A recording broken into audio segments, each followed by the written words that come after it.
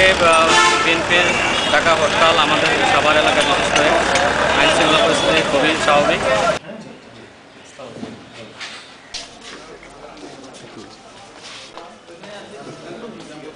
হ্যাঁ, কোনো প্রবলেম হয়নি। ব্যাংকে লেনদেন করতে আসছেন না? জি,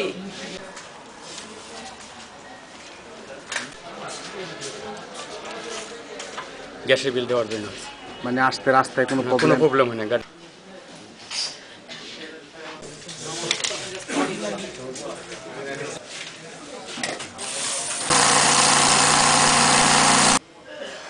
আজকে হরতালে আমাদের স্বাভাবিক লেনদেন অব্যাহত আছে। 10টা থেকে অ্যাজ ইউজুয়াল আমাদের ব্যাংকিং কার্যক্রম শুরু হয়েছে।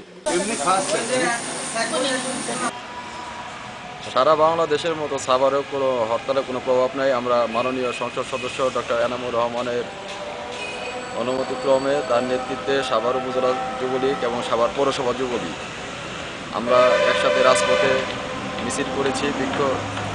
বিরোধী দলেরা কোনো মাঠে কোনো দেখা যায় নাই, বিগত দিনেও দেখা যায় নাই। তখন মোবাইলের ভয়েসটা আমি একটু রেকর্ড করবো, ঠিক আছে?